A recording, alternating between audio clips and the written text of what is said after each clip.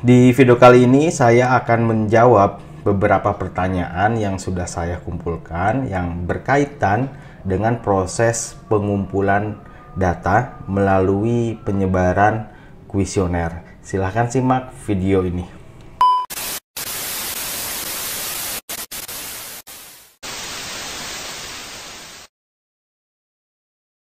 Assalamualaikum warahmatullahi wabarakatuh. Bagi teman-teman yang belum subscribe channel ini, silahkan di subscribe terlebih dahulu untuk mendapatkan video-video terupdate yang akan bermanfaat untuk teman-teman semua.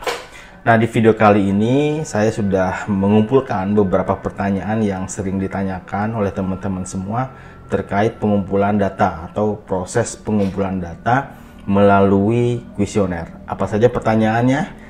Kita bahas di sini.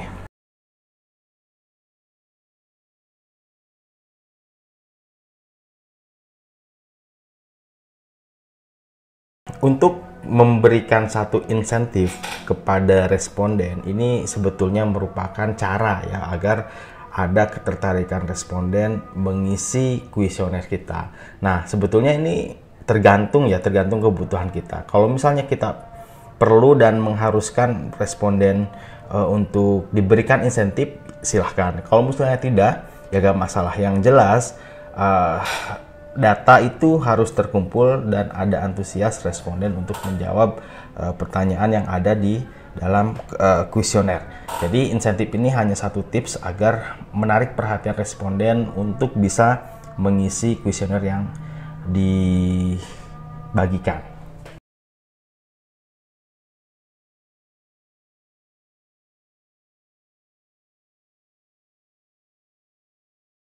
Opsi anonim ini perlu untuk kita sediakan bagi responden yang tidak bersedia untuk diketahui namanya ataupun identitasnya.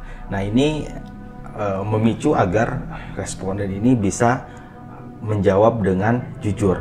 Kalaupun misalnya kita tidak sediakan, kita harus pastikan bahwa responden bisa mengisi sukarela identitas dia dan memang bisa mengisi pertanyaan-pertanyaan yang ada di kuesioner kita.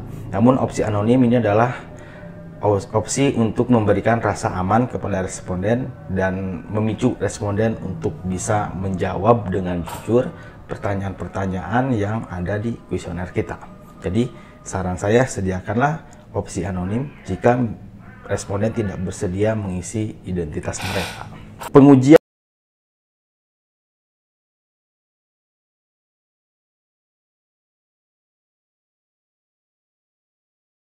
instrumen ini sangat penting sekali. Jadi kalau ada pertanyaan apakah perlu menguji kuesioner sebelum kita dibagikan, itu sangat perlu dan harus dilakukan karena untuk memastikan bahwa kuesioner ini merupakan instrumen yang valid dan reliable. Ini merupakan tahapan prosedur penelitian yang harus dilalui sebelum kita mengumpulkan data melalui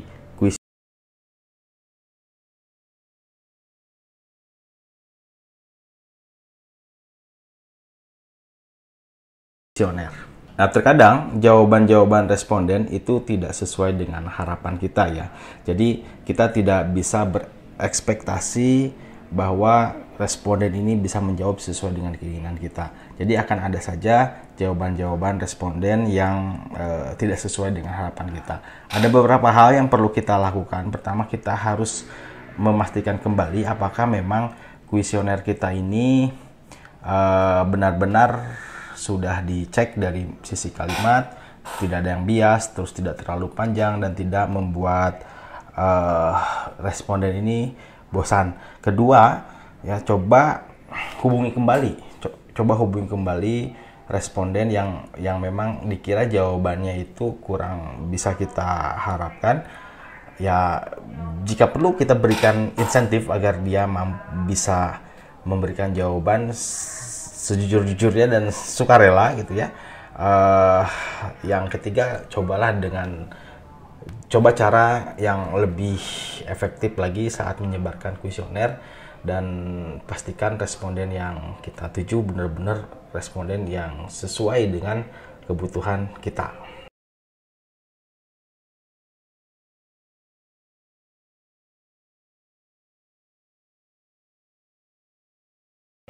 Nah, cara agar sampel ini terpenuhi ya, memang ada berbagai macam tips ya. Salah satunya tadi sudah dibahas di pertanyaan sebelumnya, kita berikan insentif, kita harus coba cara untuk bisa menarik responden mengisi gitu ya.